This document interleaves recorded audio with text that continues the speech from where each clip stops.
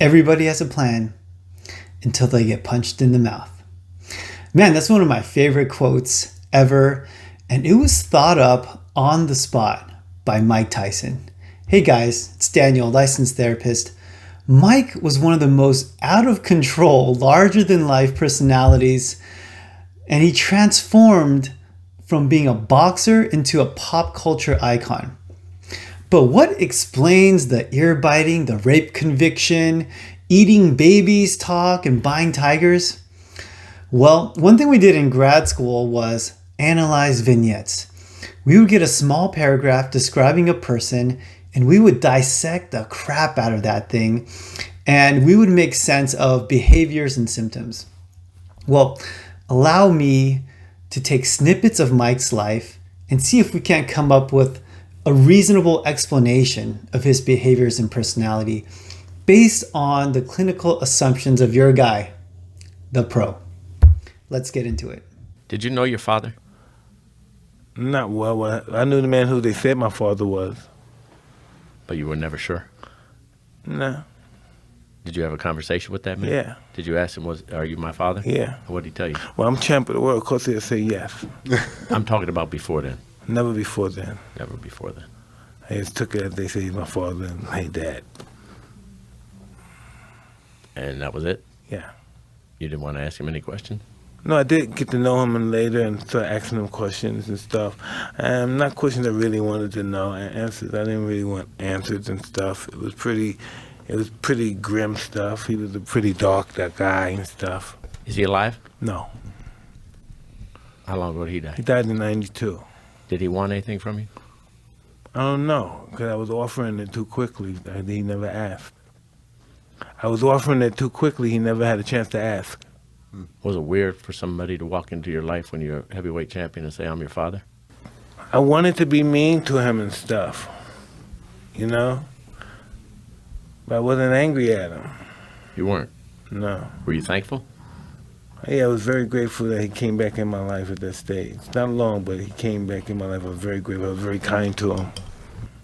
And did he maintain any relationship any of the time with the woman who was your mother? No. They didn't speak to each other. They just hand me over when they finished with me. Already we can see the absent father. By the sound of it, he barely even knew the guy and only reconnected with him later in life. You know, it's very uncommon for people to not be angry at their father that wasn't there. Hey, this guy is supposed to take care of me and he's gone. So what does that tell me about Mike? Well, either he's done a tremendous amount of work and he has forgiven his father, or he is still emotionally in a place where he wants that relationship. And he wants to please his father in order to earn that love that he unconsciously is starved for. I mean, it's pretty clear which one he is, right? So I want to take note of this though. There is probable stunted emotional development here. He appears emotionally young, and we will see how this plays a big role in his life and how it turns out. Let's continue. Your mother? Yeah. And what was your relationship like with her? She was loving, but she was kind of aggressive. Never pretty much had, never had a life together. Never pretty much worked. Wasn't afraid to really beat you, hit you with anything, pretty much. Drank heavily. And see, well, I had a lot of boyfriends and stuff. Sometimes a boyfriend would come over there and be drunk. I would cut their pockets and rob their money. That was just the world. And how old were you when your mom died? 16. And that's when Gus took over and... Well, I knew Gus since I was 13. Right. But I mean, a major part of your life and pretty much changed. And the people in the Catskills. Well, Gus, she had pretty much signed me to Gus before she died. His mom was missing a lot. She was physically abusive. She was a substance abuser. She was very sexually promiscuous. And she violated his safety by bringing drunk, unsafe people around him. And in the end, she abandoned him and gave him away. That is what we know. I think that we can infer that she was neglectful, that she did not protect Mike or nurture him much or even at all. She was most likely emotionally absent or abusive. Now, I wasn't there, but I'm betting the house that she treated Mike with very little to no value. And she died when he was 16. And at 16, you have psychologically developed so much and learned so much. So what have we learned so far? What were the messages that were sent to him by his father and his mother? You're not worth it. You're not worth sticking around. You're not worth protecting. You are not worth making the effort to give love and affection. You're not worth the strength it took to not get drunk and hit me. You are not even worth keeping. So at this point, we can confidently conclude that Mike has little to no self-worth or value. And as human beings, we need to have connection and we need to feel valued. But let's see what he does in response to this. No, but at a young age, I was really experienced at a young age. I knew what was happening. Like I'm saying, I'm 10 years old. I knew what time it was. I knew what it was like to hear people scream in the middle of the night or getting mugged. I saw people get shot. I heard my mother get fucked a lot. So I knew about the world. It wasn't like I was stupid from the world perspective. I knew what time it was. People, you didn't connect with anybody? You didn't connect with another human being? You didn't feel the warmth of another human being or the love or the friendship, or you didn't have...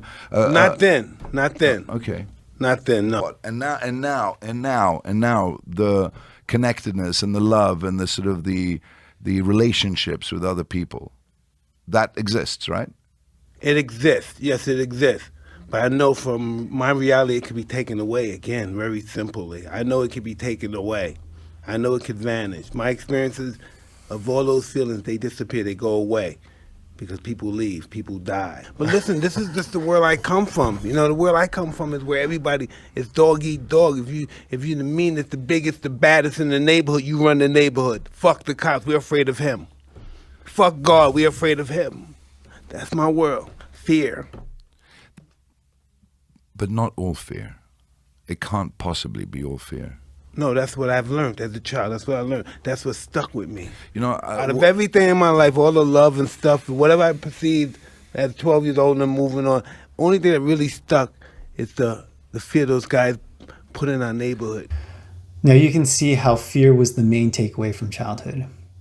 And wow, this clip is really crazy. It gives a clear picture of his home life and his environment. And there was just no refuge. Even in the neighborhood, there was violence and lack of safety. You know, and I keep thinking, can this guy get one break? One nice friend, a kind uncle, a teacher, somebody? But he just describes darkness without any respite. We know him as a big, fierce guy, but we're talking about a little child here, a kid, and it is really sad. But wait, it gets sadder.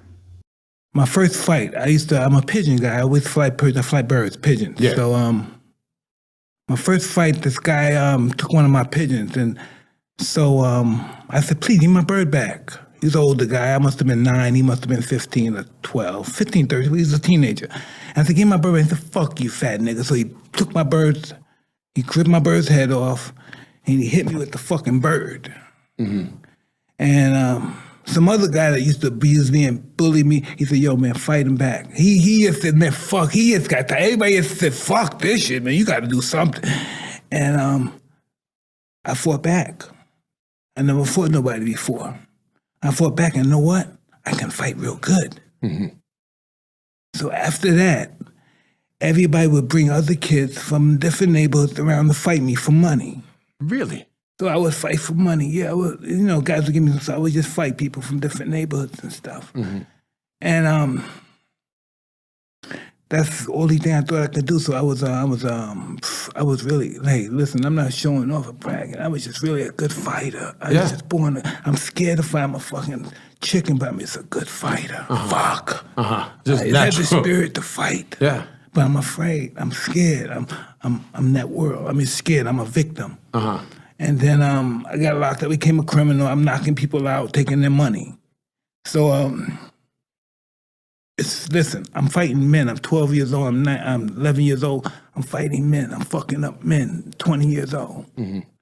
So I become the knockout guy. I'm knocking out guys, and we're going in their pockets. And so my whole life has been violent, and I'm not a violent person. How sad is that?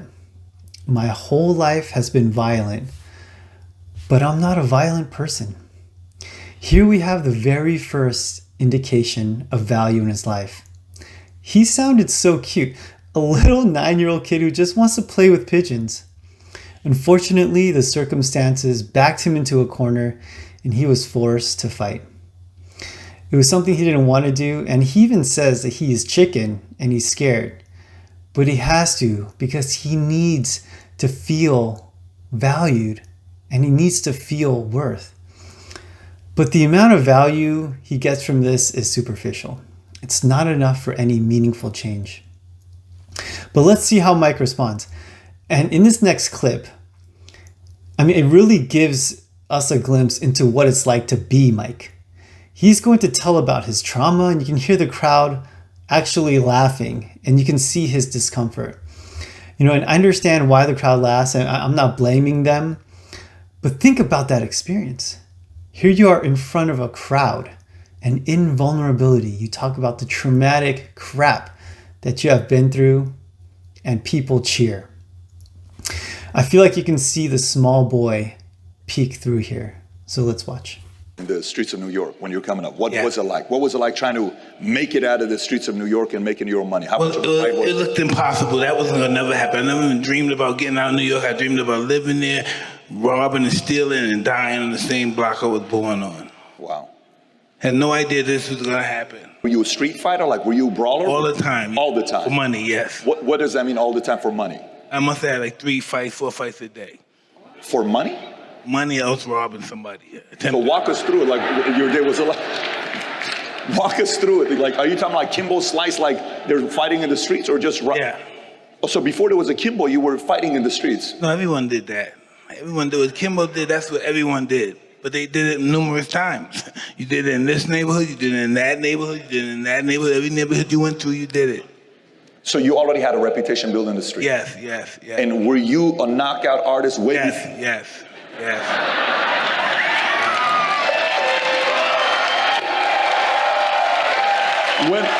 When you were coming up, did you ever, like, you're talking about 12, 13, 14 years old fighting? No, I'm talking about like from 9, 10, 11. By the way, just curious. I was going to say, this stuff came natural. 9, 10, 11? Yes, that's what I was made to do. I would cry like this guy knocked out. I knock him out. I'm not lying. I'm like Baby Huey. So you didn't know your own strength? No, not at all. When did you realize, like, you are stronger than the average human being? All of the tough guys and the criminal guys wanted to hang out with me then. They put me in their gang. Now I can be in their gang. And they always say, get him, snatch that watch, snatch his watch, snatch his purse, snatch this, snatch that. And that's what our crew was about. Did you ever fight somebody that you were like, that they got you? Was there ever a kid that got you or no? Absolutely. In order to be good, you have to lose it and understand loss. Because loss is life. Was there anyone you fought in the streets that beat you that later on became a professional boxer? No way. Okay. Some of them became drug dealers. Some of them became hired killers. In my neighborhood, these guys don't get the opportunity to get these blue collar jobs and stuff. When you were coming up at 9, 10, 11, did you have a nickname? Like, did they? Dirty Ike. Dirty Ike. Yeah. Why Dirty Ike? Because even though I had nice clothes, they were always dirty. Is that why? Yeah, because I had no idea about hygiene. I'm 9 years old, and let's say if I'm 9 years old and I got $5,500 on me, I don't know nothing about hygiene. I know to buy the clothes and stuff because I see my friend and they taught me that. But I go in my pigeon coop and I got shit on the clothes and everything. I had no idea about hygiene. I just knew the representation of clothes were good. I didn't know how to clean them. My goodness, can you imagine fighting 3 to 4 times in one day? as a 9-year-old kid, and as a kid who doesn't even like fighting and is scared every day, man, in that moment, I wanted to give Mike a hug and just say, I'm sorry. You shouldn't have had to go through that. And so it does sort of pain me when Patrick in the crowd gets such a big laugh out of it. But in the story, here we are. Mike has found some value as a fighter. He's fighting all the time, committing crimes, hanging out with the gangsters on the street. You know what? I've actually seen this a lot. And the future of these kids is typically jail or death. And if I were a betting man, that's what I would have thought his future would have been. And that's actually what Mike thought that was what his future was going to be too. I mean, he says it at the beginning of the clip, and he knows that the people around him aren't going to even be able to get a job. And his story about being Dirty Ike is so sad.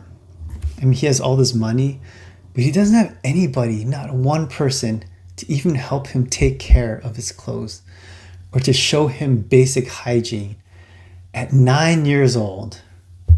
That for me is unbelievably sad. But you know what, guys?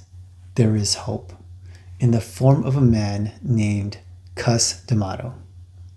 So he takes me to Gus D'Amato, and he teaches me how to box. And when I first go there and I see Cus's house, this Victorian mansion, I think to myself, I'm going to rob these white motherfuckers. Stupid motherfucking crackers going to let me come in their house and they're going to look out for me.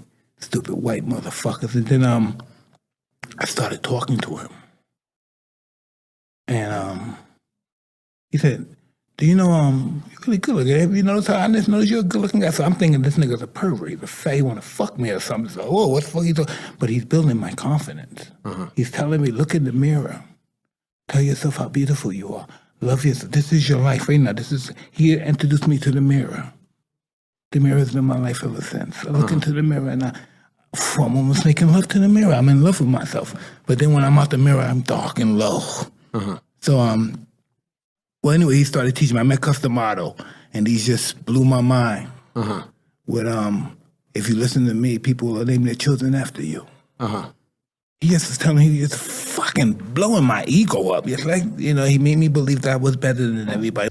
So enter Gus D'Amato. He basically starts training Mike and basically adopts him. And you can see how Mike's intention initially was to take advantage of him. He wants to rob him and backstab him. And you can see right away Mike's trust issues here. But he doesn't. He actually starts to develop a bond with him. He actually starts to love himself. And he starts to actually truly value himself by looking in the mirror and saying to himself what Gus is telling him, and he's actually believing it. Let me tell you something that is unusual. All the signs point to him backstabbing Gus in the back, going back to the streets, robbing people and fighting until one day he ends up getting caught and in jail or dead. So what was it that turned it all around? Yeah, it's talking about my character and my discipline, and I didn't know what discipline was, so he explained to that. Discipline is doing what you hate to do, but do it like you love it. Mike, did you love him or you were afraid of him? Both. Really? Yeah, both. How did you reconcile that, loving him and being afraid of him? How do you reconcile that? You're his slave. If he told me to kill you, I would kill you. Really? Yeah. Listen.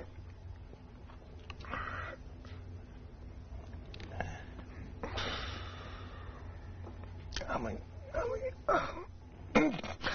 young black kid from the hood. Right. If you said something disrespectful about my fighting, Gus would beat you and start punching you. Right. Okay. So, I said I dedicate my life to him for that. I wish I could say he was just this white man I played. I wish I could say that. Right. But that's not how it goes. Mm-hmm. You miss him to this day? Do you think, Mike, that if he had lived, that your life would have been different? Oh, yeah. Really? No doubt. He stood up for Mike. It's exactly what Mike needed. Mike needed to be shown that he was valuable, not just someone to be used like the gangsters on the street used him, but that someone would fight for him and someone would put their own well-being on the line because they treasured him. And for that, Cus saved Mike's life. And when Mike says that he would kill if Cus told him to, you can tell that he is dead serious. But you know what? It takes two to tango. Mike himself had to take that leap of faith and open up. Mike had to be vulnerable. And all those walls he built up from a lifetime of being abused, beaten, treated like trash, and bullied, those had to come down. And he had to make that decision to bring them down. You know, everyone looks at Mike and sees him as this physically strong person. But the fact that he was able to bring down those walls lets me know that he's an emotionally strong person. You know, that impresses me just as much as him becoming heavyweight champ. You know, and one thing he had going for him was what we were talking about earlier, that he was emotionally young. You know, he was still that young boy that was looking for love. And when he found it in Cus, he was able to create that bond. You know, and that's something I feel that most people would not have been able to do in his situation. So guys, that's my analysis on Mike. You know, and this is just his teenage years, and he has gone through so much more since then. And he has somehow transformed himself from being the most feared man on the planet to becoming everyone's favorite uncle. The uncle that can kill you with his bare hands. But hey, not bad, Mike. I, for one, really like Mike, and I'm actually really proud of the man that he has become today. Thanks for watching. If there's anybody that you want me to react to or to analyze, leave it down there. I feel like barely anyone does it. And someone did ask for Mike, so here you go. Anyways, thanks for watching, you guys. See you next time.